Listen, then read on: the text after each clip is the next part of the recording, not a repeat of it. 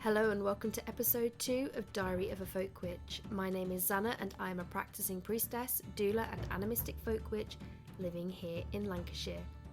Here I will share with you a blend of essays and diary entries that allow you to peer into the very real world of a modern practicing, traditional style folk witch and wise woman. You are invited into my innermost world of actual everyday living witchcraft. Everything from folklore to foraging, herbalism to urban homesteading, divination, spiritual practice, and more. I don't niche down here, you see it all, because I'm not just a witch when I'm performing workings, it's in every area of my life, and you get to share that with me. Diaries are supposed to be places where we document our deepest secrets, but I believe some secrets are worth sharing, so let me share my life with you.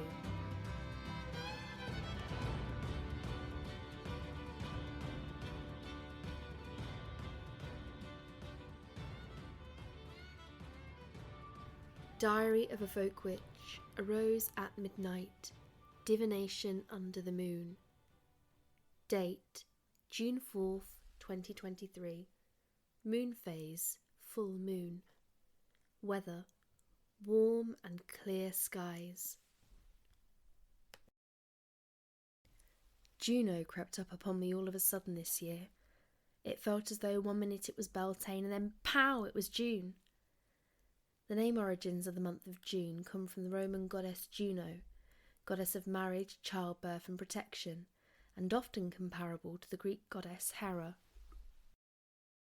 Although I do not personally work with the goddess Juno, it does strike me as suitable that a matriarchal deity should be matron of this particular month.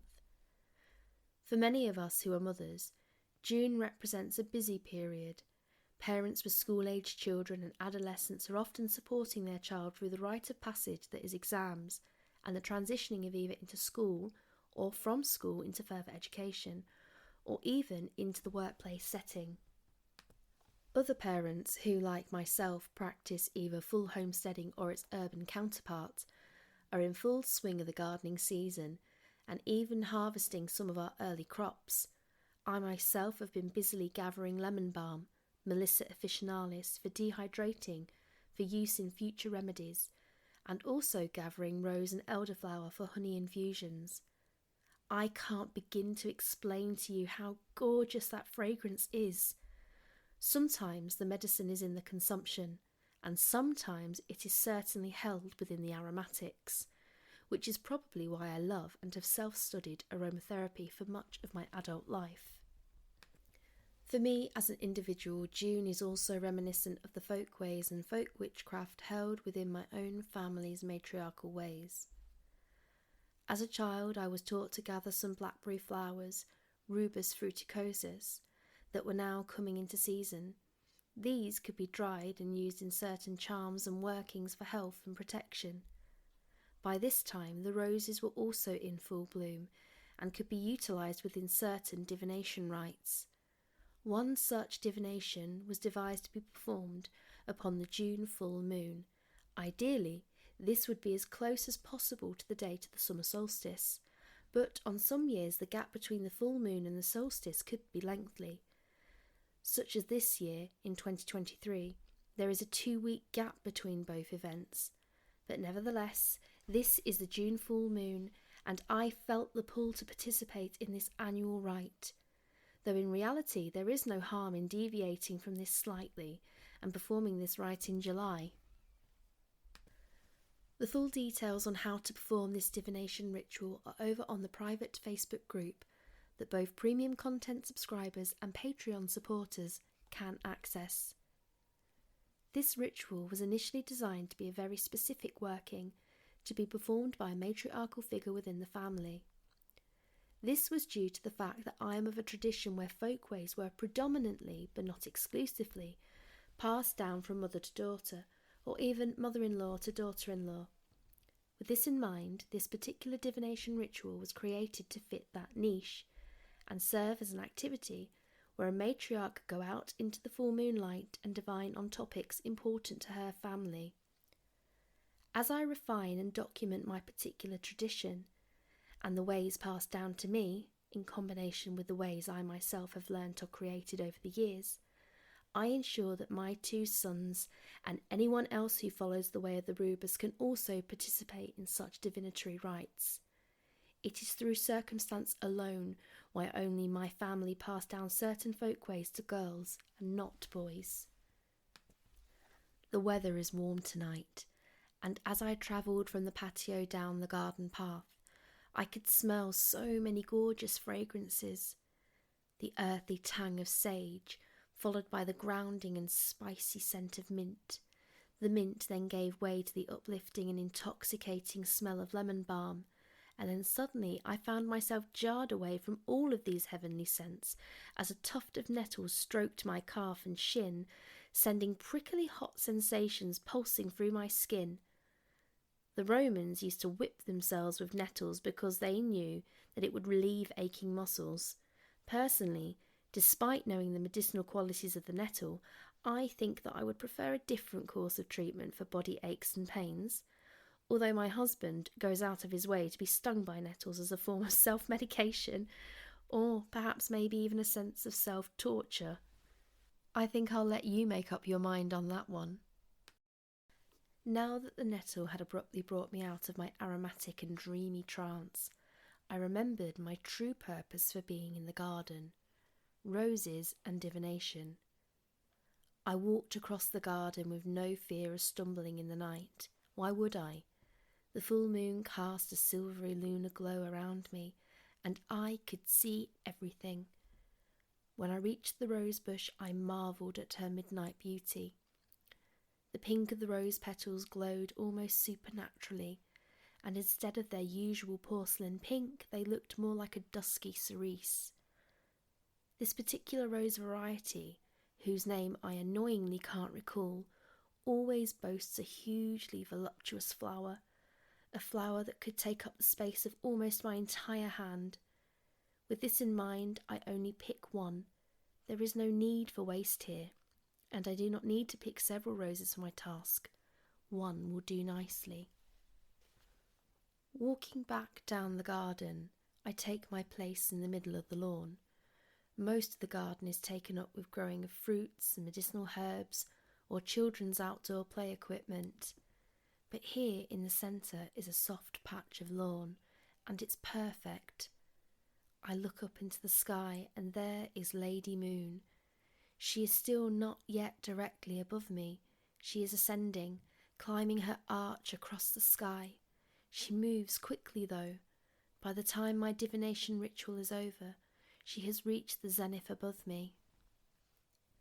There, on the lawn, I close my eyes and take a long, slow, steady breath, taking in the warm and fragrant air in through my nose, down into my lungs, and then exhaling them out again through my mouth. I keep this cycle going, my main aim being to ground and centre. But what the hell, this moment of peace is blissful. Why not accept the gift and take in a few more life-giving breaths? A swoosh and a flutter above me falters my attention, and I open my eyes in time to see a bat speed past my left side. They had obviously sensed a tasty moth or other such creature that I cannot see, so had swooped down to catch it. The bat then climbs the air and disappears over the top of my house, not to be seen again. I bid them a goodbye and wish them well in their nighttime hunting. I am now ready, so take up my rose and whisper to them my intention. From there I cast a circle to work within, and then carefully pull petals from the head of the flower and walk the circle about me, casting petals so that they gently fall to the ground and mark the space that I shall work within. Once this is done, my divination begins. I pick up my tarot cards. Growing up, I was taught how to read the Rider-Waite deck inside and out. However, I later discovered the Druidcraft deck when I began to explore Druidry, and this has now become my main deck of use, with the beautiful Rider-Waite coming in second place and the Herb Crafters deck coming in third. Though in reality I'm not sure it's as easy as this to categorise one's favourite tarot or oracle decks. I close my eyes and give the tarot its initial shuffle. taking in slow and deep breaths as I do. In my mind, the first of my pre-prepared questions sparks to life and plays over and over again like a mantra, until I spontaneously ask it aloud to the moon, the spirits of the land, and the ancestors around me. I then begin to steadily flick through the deck until one card resonates and makes my fingers tingle. This is my card. I lay it at my feet to analyse and journal in my diary later. Again, I ask my first question aloud and wait for a sign, any sign from the elements around me. At first there is stillness. It looks as though the first question's answer is a no, but then a sudden breeze picks up, seemingly from nowhere, as until that moment all had been still. The current rises up and sweeps through the poplar tree. I take this answer as a yes and thank the elements and spirits for their sign. I lean over and turn over the tarot card I had picked up. Usually this is done at the end of the ritual, but I am impatient and want to check the landscape was speaking to me and that it was not just coincidental. The Two of Wands, yes, the elements and spirits were talking, and this card ties in so perfectly with the personal question I had been asking. I once again shuffle the deck and then whisper my next question to the moon, ensuring that while I do so, all around me is quiet, so that I can rule out any other movement. Almost instantaneously, an owl calls out from somewhere to my left and my heart soars. I've not heard my friend owl in about 3 weeks, so their presence both fills me with joy and answers my question as a yes. As I whisper a thank you to owl, another owl hoots somewhere ahead of me. 2 owls calling to and fro, a rarity for me to experience, as I usually only hear one. I think the last time I heard 2 owls together may have been back in 2019, when I stayed in a beautiful cove down in Cornwall. I pull another tarot card, the High Priest, otherwise known as the Hierophant. Again, this card came up the other day, though its meaning does tie in with my second question. After a few moments' silence, I ask my third and final question aloud. I wait. After experiencing such obvious callbacks from the landscape, I mistakenly think that a third yes will be offered up to my question. But no, this is not the case. All around me stays silent. Even the ducks and the chickens in their pen are still. I take this as a no in response to the question. But this is not a negative. A no is just as valid and as powerful as a yes. I pull my third and final tarot card, the Ferret, otherwise known as Temperance. But she is not reversed. Perhaps then, the answer to my secret question comes down to balance and patience. As I consider this, I feel my Nan's wisdom come back to me. Good things come to those who wait. Better things come to those who work bloody hard for it. Thank you, Nan, I whisper to the night sky. Wherever you are now, everything you taught me is locked inside my core. My inner well of magic, ready to be called upon whenever I need it. The divination rite is now coming to a close. I thank the moon, stars, night sky, the landscape, spirits of the sky, the land, the rose and the ancestors, before dismissing my circle. I gather up my tarot and slip them into my pocket, but I leave the rose petals upon the ground, a beautiful decoration and reminder of the magic of the night before, when I enter the garden in the next day's daylight. After all, why not? They are biodegradable, and I am on my own land, so the leave no trace ethos does not count here. Here is a safe space where magic is everywhere. Once inside, I sit down at the dining table and I write down my experience, carefully detailing everything and the tarot cards picked, so that all of this can be referred back to over the coming months, as and when needed or relevant.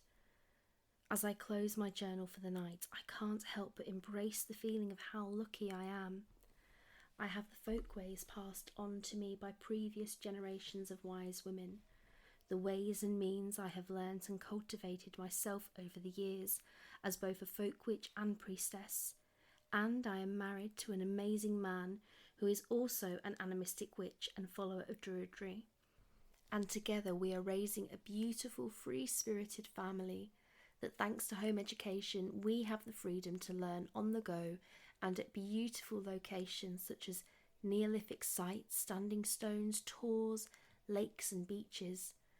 I am probably the first in my family to not have to hide under the guise of folk ways, or hide my practice totally for fear of being outed as a witch. I can be my completely unapologetic self. I can embrace and share my whole self with the world. I can be as loud and as colourful and as political as I like. I am free. How blessed are the Gen X, Millennial and following generations to live in such an open and almost tolerating world. Long may that live and expand. From the time, mists and distance between us, blessings from me to you. Thank you for tuning in today, and thank you for those of you who read my blogs and support my work elsewhere.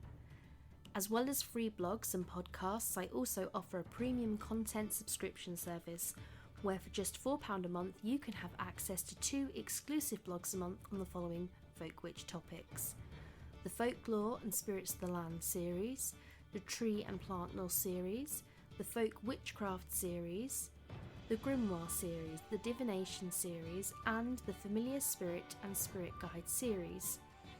All topics alternate, meaning you always get varied content. Whether you are new to your path or a seasoned practitioner, this subscription service will offer you a wealth of information and teachings on the Way of the Rubus tradition. As well as exclusive content, premium content subscribers get exclusive access to the private Facebook group and its growing library of files that acts like an online grimoire.